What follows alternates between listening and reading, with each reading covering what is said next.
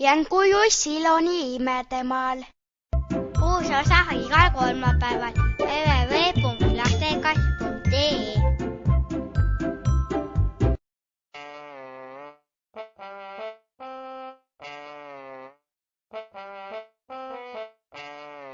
Planee igav.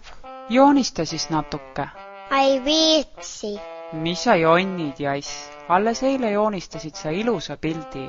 Ma joonistasin naiskeelse pilve ja vihma ja nüüd hakkaski sadama. Kuule, Jass, joonista täna pilt lumesajust, siis tuleb lumi jälle maha. Siis saame jälle õue minna lumememme tegema. Aga äkki ei tule mul pilt välja? Küll tuleb ja niimoodi võib sinust ühel ilusal päeval saada hoopis lasteraamatute illustraator.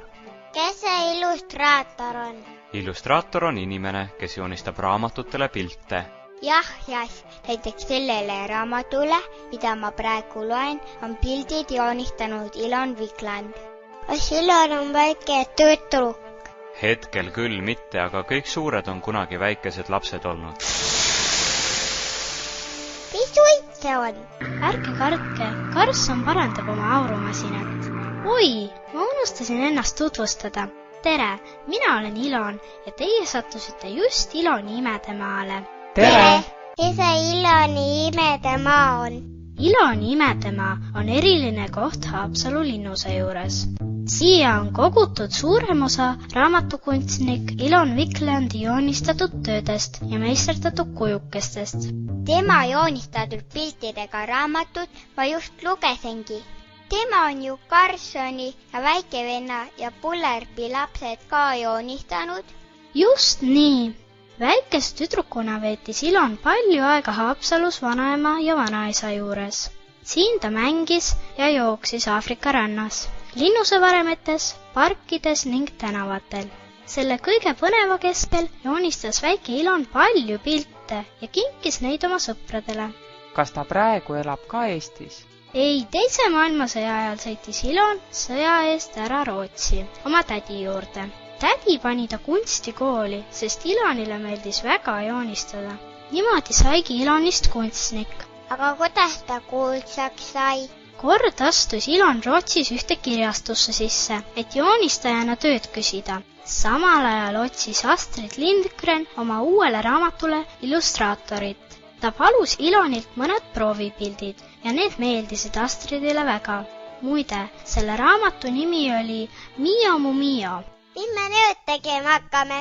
Jass, siin saab igasugu asju teha, mängida, joosta, lugeda, kino vaadata, ise süüa teha. Peale selle saab siin muinasjutte kuulata, meisterdada ja ka kadatiirus märki lasta. Mulle meeldiks alustuseks kinos ära käia. Käime jah. Ma tahan teile kõigile südamest tere tulemast öelda, kõigile. Siin näete proua Ilon Viklandi rääkimas. Aga kinopäevadel näitame siin ka Pullerpi lapsi, Tjörvenit ja teisi toredaid filme.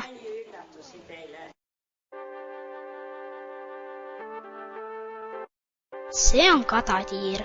Mis see kada on? Vaat see on kada. Kaheharulise puu harud on ühendatud tugeva kummiga. Sellistega lasksid märki lapsed vanasti ja sellisega saad märki lasta ka sina. Vaadake, selle maja katusel on heinamaa. Juss, see on mätta katus, aga mis selles põneva katusega majas teha saab? Selles majas elab Mattias, kes õpetab lastele igasugu põnevate asjade meisterdamist. Mattias aitab teil teha nii kadasid, aga ka Karlssoni propellereid või põletada peremärke. Aga mis selles hobusetalli meenutavas majas on? See on käsitööait.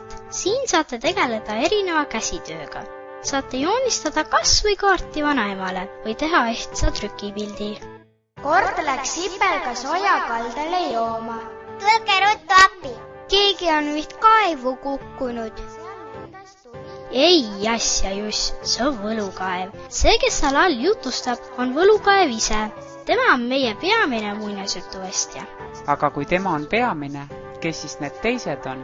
Teiseks vestjaks võid olla sina isegi. Kinosaali taga on lugemis- ja kuulamistuba.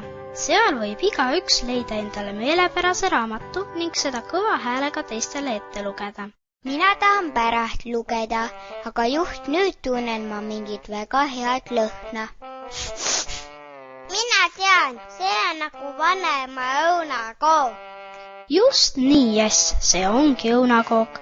Lähme ruttu 3. korrusele Pullerbi kööki ja vaatame, kas kook on juba valmis.